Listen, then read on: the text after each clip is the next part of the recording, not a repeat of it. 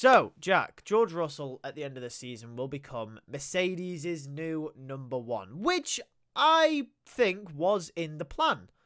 But, Yeah, he's in the plan. Lewis is obviously already in his twilight years, isn't yes, it was already in the plan. He was uh, set up in his early days at Williams and in F2 to be the successor to the great Sir Lewis Hamilton. he? Yeah. Is he ready to be a number one driver at Mercedes-Benz, taking them forward? He's thinking. No. No! Why? For a number one driver, it's difficult because number one drivers at other teams, you would say yeah. Yes. But I feel like at a Red Bull, a Ferrari, a Mercedes, no, because you want your number one driver to be of the caliber in terms of pace, can pull a lap out of nowhere, consistency of a Max Verstappen, a Lewis Hamilton. Yes. George Russell doesn't have that. He doesn't always pull a lap out of nowhere. He do, At what point do you remember really, like Mercedes kind of off pace and George Russell pulls a lap out of nowhere? There's not any sort of There's time no. that jumps He out to hasn't me. done a standout sort of thing. He's been there, but then you say, "Oh, that's consistent." It's not, because if you like look at the races, he's always got little niggly mistakes which cost him a win, cost him a podium, as we saw in Singapore. Like little niggly mistakes that just allow drivers to get back up, put him under pressure, or drivers through. And that's what costs George in being maybe not a number. Maybe a number one driver is a bit harsh. Like it's going to cost him from being a world champion.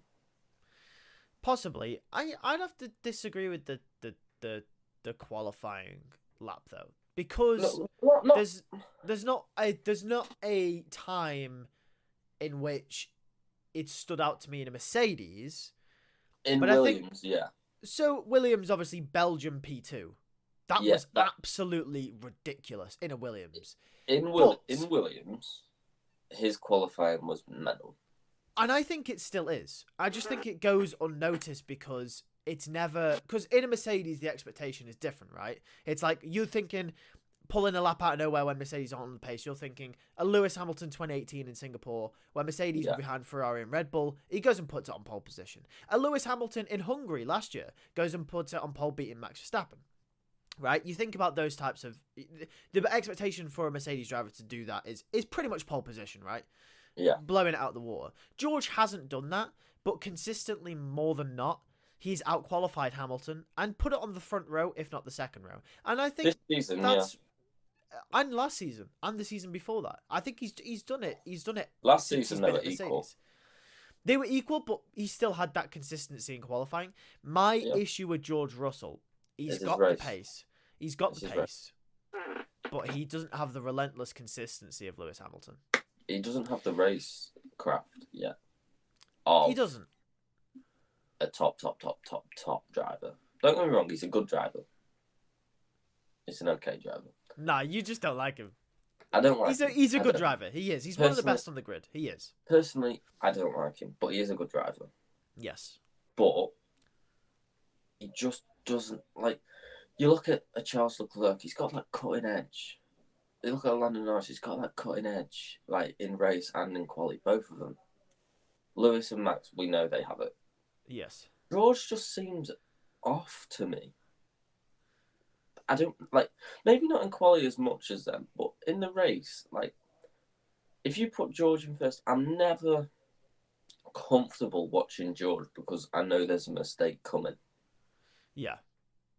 That's fair And enough. that's the difficult thing when you come to talk about is George going to be number like saying no to being number one at Mercedes is a bit harsh because I think he's ready for that step up Yeah. because he's got the experience now. He is good in like he is a good driver, but I don't like the guy. Take your bias out of the equation. Yeah, but as a potential future world champion, I think he's lacking in compared to Charles and Lando in terms of racecraft and raceability. It might be what we said about Charles a few years ago, actually, because Charles had this exact same situation where he was ridiculous in qualifying, he was quick in Yeah, the race, but you knew the thing that held him back from the 2022 World Championship was the fact that he'd just been it. yeah, yeah. Maybe in a few years' time he could change it round. And Charles has ironed that out now. We haven't seen a mistake from him this year that has cost Not him yet. something big. Not yet. So if he's I turned mean, that around, George has got to do the same thing, and then maybe we'd be sat here in a few years having the same conversation about George and another driver, maybe. yeah. I mean, what's going to be interesting with Charles later on this year, if this battle does tighten up, can Charles handle the pressure? Because maybe it was the pressure in 2022 that got to him.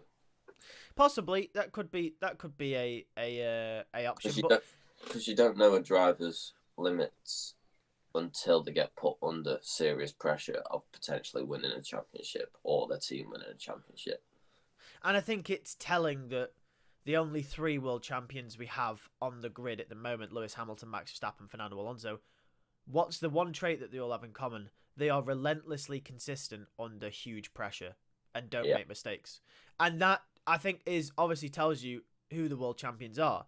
Max Verstappen obviously won it in 2021, could have got absolutely mentally destroyed by Hamilton, but didn't. Shouldn't have been in And 2021. and look at the people in the past who have been destroyed by Hamilton mentally. Nico Rosberg, Sebastian Vettel has been put under huge pressure.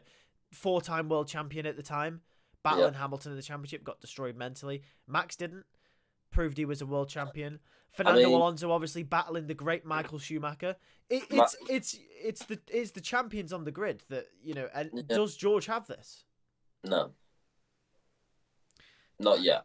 We don't. He hasn't proved it, but he's a proven race winner and he's a proven pole sitter. Not yet. I mean, what the telltale sign for me was he had so much pressure on him at Singapore last season to overtake Norris, to overtake Sainz with Hamilton just behind. Get onto the last lap, you've basically got third place secured. It's a good haul of points for Mercedes, third or fourth. And he bins it in a wall. Yeah. Now, if that's for championship, like, he's lucky the Mercedes were third, fourth best team last season in parts, or second best in parts. Because if they were fighting for a championship and that happened, I'm telling you now, Toto Wolff rinses him. And also, we got to remember, we were saying this last season as well. Obviously, the podcast didn't exist then, but we were saying, and I'm sure we would have made a video on it, is that Mercedes were lucky that Hamilton was so consistent, because if he wasn't, that mistake by Russell in Singapore cost them second place in the constructors to Ferrari.